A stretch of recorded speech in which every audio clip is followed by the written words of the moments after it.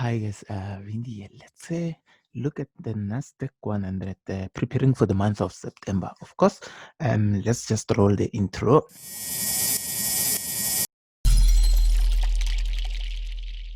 Okay, so if we start from the monthly time frame, we can see that these have been in an uptrend for quite some time. We can see it with this dynamic region or this dynamic area of support, and these buyers ever since the COVID-19 first hit, actually the buyers have been pushing up. This have been over how many months? 5 months. You can see this 5 months of buyers being in control. So we're clearly in a very, very strong trend. This is mainly induced by underlying factors, rather fundamentals. Okay, this is mainly fundamentals because the companies that are listed in the Nasdaq 100 or the companies that are part of the Nasdaq 100 are doing well. Companies like Apple, we've seen companies like Apple now they have a market cap over 2 trillion, so they are doing well. And yesterday, which was on Friday, they performed a stock split. We expect Apple on Monday. Let me see if I can jump there. Apple on Monday. Where's my Apple? It was somewhere. There we go. We expect Apple on Monday, the 31st, to open down. Yeah, okay. We expect it to open somewhere around this region. Okay, this is where we're going to see the market opening. So from there, over a long period, of course, I'll be looking to buy Apple to back to the upside. I've already discussed this with the private members. I've already discussed as to why I would like to do that. Okay, back to Nasdaq. So this is one of the companies I was saying, Apple. It's one of the companies that are actually going to, or rather that they've been driving Nasdaq up, and also Amazon. They've been doing well. Their earnings as well, they were super positive, super huge. Okay, but let's go back to Nasdaq now. So if we come back here, you can see on monthly we've had 5 months of buyers being in control. You can see bullish close, bullish close, bullish close, bullish close, bullish close up to there. Okay, so we're currently sitting just above 12,000. If we go to weekly, we're gonna see the same thing, but now the dynamic structure, it's quite much closer. So if I was to look at a zone or the static structure, which is your trend lines and your support and resistance. The dynamic structure, just to explain that, these are your moving averages or these are your Bollinger Bands, anything that moves with price. So we are looking at the word dynamic, of course, have to do with things that do not have zero acceleration, and the word static have to do with things that have zero acceleration. Okay, this one, they are dynamic, they are moving, they are moving average. Okay, and the other one, they have zero acceleration. So those who did a bit of physics will relate to that. Okay, but you don't need physics in order to do this. To continue, we have a zone here, which is this particular structure, and we must likely to, okay, let me put it in this way. Let me just put it in this way. If you are looking to buy on weekly, this is exactly where the weekly buyers are. But what are the odds that price can come back to 9,000 without any sort of a fundamental factor or a fundamental stimulus? Okay, if maybe let's say the COVID-19 numbers were to be very bad globally, and to a point whereby we'll have to lock down or more a hard lockdown again, obviously that's going to affect a lot of other companies and probably the stock market. But we've seen how the stock market have reacted ever since, and the Feds as well have been buying a lot of ETFs. So that's why we see the stock market actually doing way good. Okay, but weekly buyers, obviously this is their desired area where they can actually start buying. If we move down to daily, of course the daily buyers are going to be much closer, somewhere around this region, which is around the 11,000 area. Okay, so this is also very nice. So if you want to buy, wait for price to actually correct down here if you want to buy on daily. Okay, and alternatively, what you can do, you can just move a static structure, which is something that you draw yourself, which is a trend line like this. Can you see that? So, and look at where, depending on how fast price will come down back to this trend line. We cannot tell as to where. Okay, let me put it in this way. So if price decides to go sideways, obviously it's not going to reach the trend line at this particular point here. It's going to touch it somewhere. But if, let's say, on Monday there was a huge drop, price is definitely going to do what? Reach the trend line. If that drop is aggressive, it needs to reach the trend line from this point. It's very important to understand as to where will price hit the trend line depending on the momentum.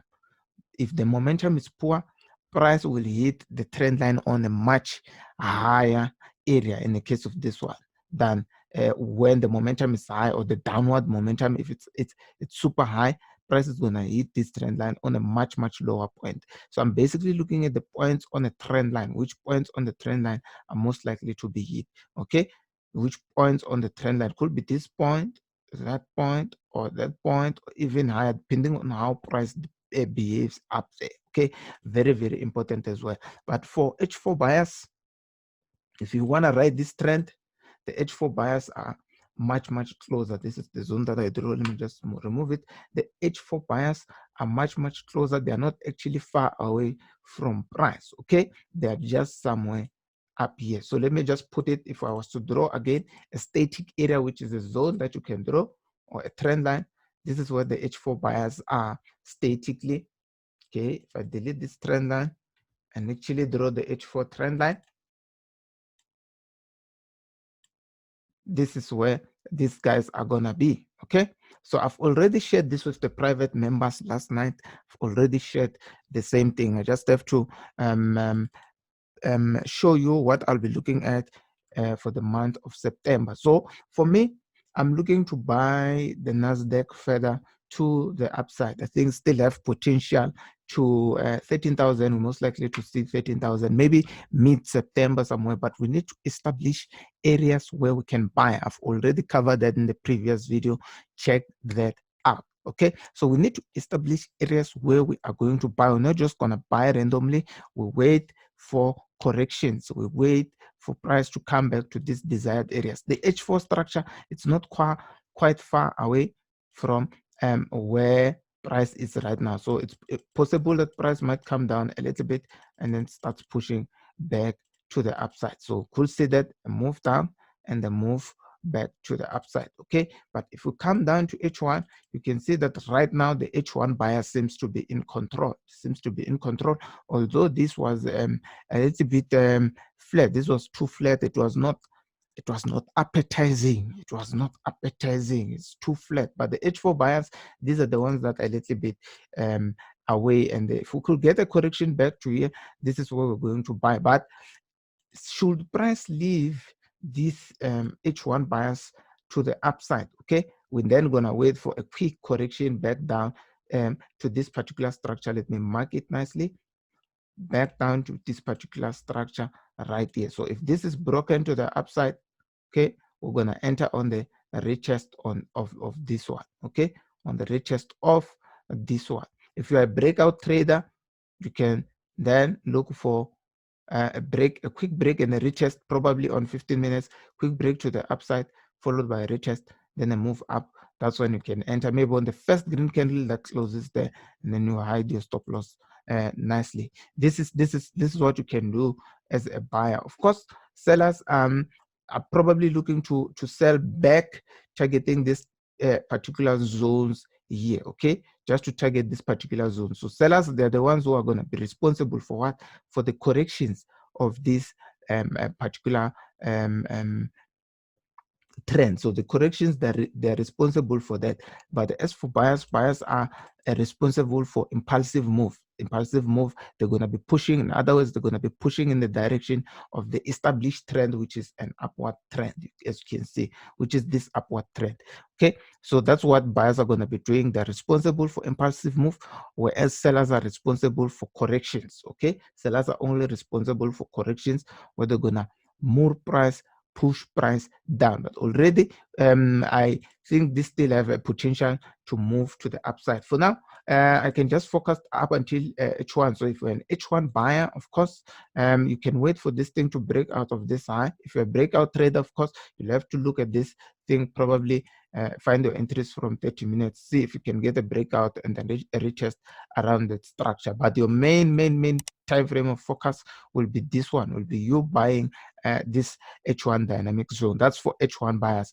As for H4 buyers, obviously wait for price to correct down here. Okay, of course you can still do this using different tools. Yes, the same concept. It's just that here this area is not shaded. Okay, this area is not shaded. And this one we have the 55 EMA. You can do this if you're using a mobile device. You can do the same thing.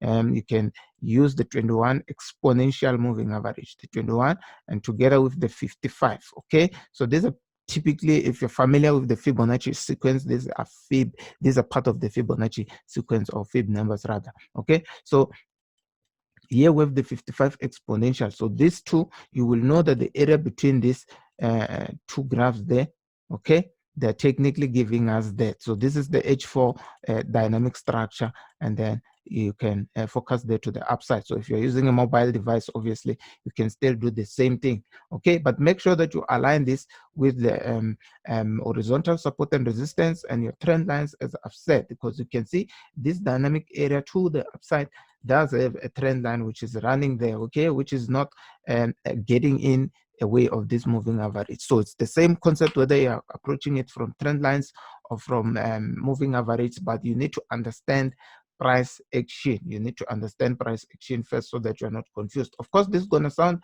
a little bit simpler. Do not forget to check the Telegram channel. I do post and I do announce as well about free classes on the Telegram channel. Check that channel out. Okay, just click on the link down in the description and you will be directed to the Vindi Telegram channel, or simply go to Telegram and search for Vindi Forex.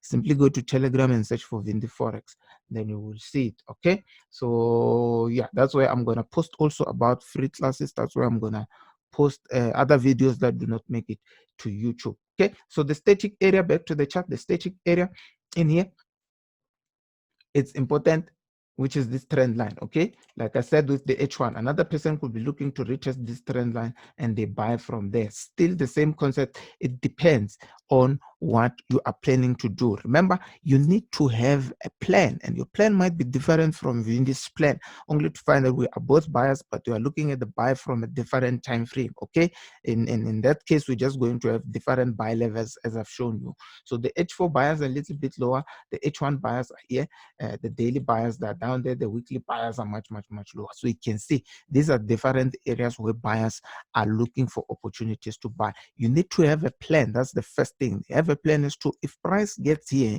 So I've said this with the private members, that the way I trade, it's purely conditional. Those who did a bit of programming, you know, those conditional statements that you use, or those who did logic in general, there's those conditional statements that you use, like if this, then I'm gonna do this. In other words, if this is true, then do this. If this is false, then terminate, stuff like that, conditions. So what I do is, let's say for instance, for this particular H4, I was gonna say if price gets to this particular trend line, I'm gonna look for a buy.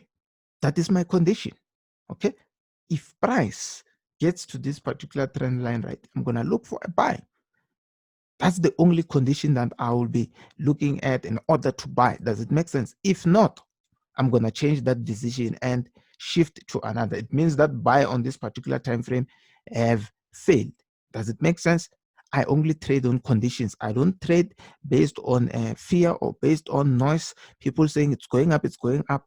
I put conditions. If this, then I'm going to do this. If price doesn't do that, then I'm going to stay away. Remember, not taking a trade is still a trading decision. Not taking a trade is still a trading decision. You staying away, it's still a trading decision. So make sure that you protect your capital at all costs. Okay. Also, do proper risk management. Check a video in the pop-up here that I did on risk management, on how not to blow your account. Check that video. It's up here in the corner. You can see this pop-up button. Just click there. You will see, you will watch that video, and let me know what you think. Let me know what you think of this breakdown. If you are a buyer, these are different areas where you're going to buy from. If you are a buyer, depending on which buyer you are. If you're a long-term buyer, then the daily buyers, obviously, this is where they should be looking for opportunities to buy. Let me do it one more time. Okay, this is after a correction. Okay, but those who are on H4, obviously they're going to have a much higher structure. That was the daily structure that I've marked there, somewhere around this area. This is where H4 buyers could engage back to the upside. The H1 buyers, as I've said, they're much tighter, and right now I think they are in control, so most likely to have a breakout of this particular structure when the market opens. Okay, most likely to get that breakout and the push down. So, but others could argue that maybe this is a sort of a flat top triangle of some sort. Okay, and then we're most likely to get the break, retest, and the move to the upside. So these are the things that you can do as a buyer. Of course, sellers, they can look for sell opportunities up there. A signal like this, a pin bar, that is going to be super nice for sellers. But I wouldn't take a pin bar on H1, obviously, on this case, because we're in a very strong uptrend. I would rather look for a pin bar on H4, bearish pin bar on H4, the one that looks like this. Can you see this one right here? The one that looks just like this. That's the only time that I could sell. If I can get that on H4 or on daily, that's the only time that I will engage in a sell. Anyway, let me shut this down without making this video very long.